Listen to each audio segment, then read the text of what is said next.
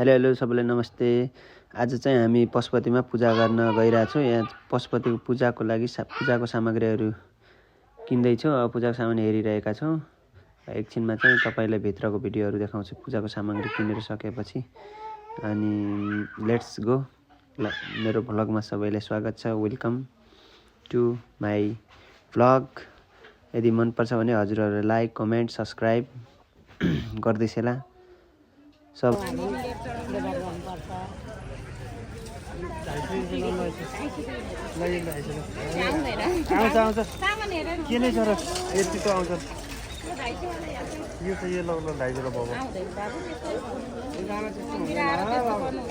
अनि मैले यो 1000 दिए चाहिँ राम्रो हुने हो र हजारमा डमरू चिप्सु सूर्यले सबै सामान हालेपछि अनि म भन्नु सामानको लिने मालै दुई तीनटा हुन्छ त्यसमा 1000 कोमा के छ खै दिदी सामान? कुन वाला 1000? हजुर कुन वाला 1000? हेरौँ त आखिर यहाँबाट हेर्नु यो फेरि फुल नचलाउनु चलाउँदैन दाइ। डमरू त्रिशूल सबै कपडा रुद्राक्षी धतुरो सबै हुन्छ।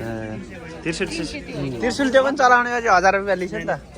चढाउनेमा त्यस्तो कहिले बार्गेनिङ गर्नु न। हामीलाई पनि सामान आयो सल्टरी 10 पछि सामान त पछि दियो, त्यो पैसा पछि दिनुहुन्छ। दिँदा हुन्छ हजुरले। एउटा लिने कि दुईटा? सबै सामान छ कलै पनि यही छ। अनि सामान किनिसकेर हामी चाहिँ भित्रपट्टि लाइन लाग्ने ठाउँमा जाँदैछु। अनि अङ्कललाई खुसी होइसिन्छ। यहाँ पुन्टे पछाडि छ।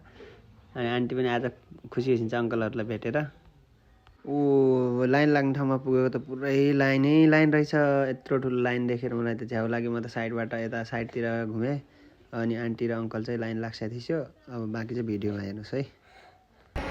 फाइनल्ली पूजा गरेर बाहिर आयो साथीहरू। अब यहाँ फोटो निकाल्ने भन्दै होइसिन्छ। फोटोसुट निकाल्ने हो, त्यसपछि जाने घरतिर। अब बाँकी पछि भिडियोमा नेक्स्ट गाइस पर्यो हजुर। यहाँ जाँदा ल्याम्प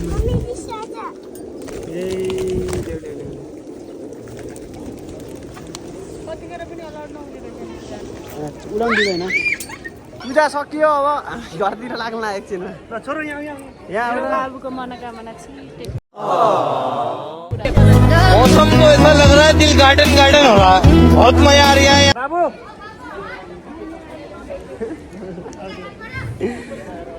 पर्यो लखेट दिँदै थर्कायो अहिले। निशा मिस निशा हो हो निशा मिसलाई मिस यु भन त। मिस यु नि निशा मिस भन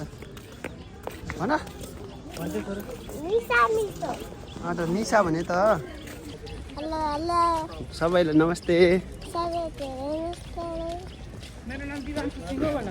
तिम्रो नाम के हो? हो कति वर्षको भयो तिमी? 5 वर्ष भयो। यहाँ काठमाडौँ के गर्न आयो तिमी? पूजा गर्न। अनि बाबालाई लिन त हो राति गएको। अहिले कहाँ छौ तिमी थाहा छ? कुन ठाउँ हो यो? पशुपति टेम्पल। यस। कति क्लास पढ्छौ तिमी? केजी हो। के हो तिम्रो स्कुल नेम? के रे मैले बुझेन यार। हजुर किन्नर गार्डन। ओ भाई हमको थका दिया यार तुमने तो। बहुत भारी हो तुम। छैन यति भारी छौ यार। हिँड ल हिँड। अब हिँड ल हिँड। यो पशुपतिमा होइन हात खुट्टा भाँचेका अपाङ्गहरूले यहाँ माग्न बसिरहेछन् होइन। स्पेसल्ली म भन्न चाहन्छु कि सरकारलाई यस्ता व्यक्तिहरूलाई विशेष ठाउँमा राखेर उनीहरूको चाहिँ उद्धार गर्नुपर्छ भन्ने मेरो भनाइ छ। तपाईँहरूलाई चाहिँ के कस्तो लाग्छ है कमेन्ट गरिदिनु होला। यहाँ चाहिँ यस्तो नाजुक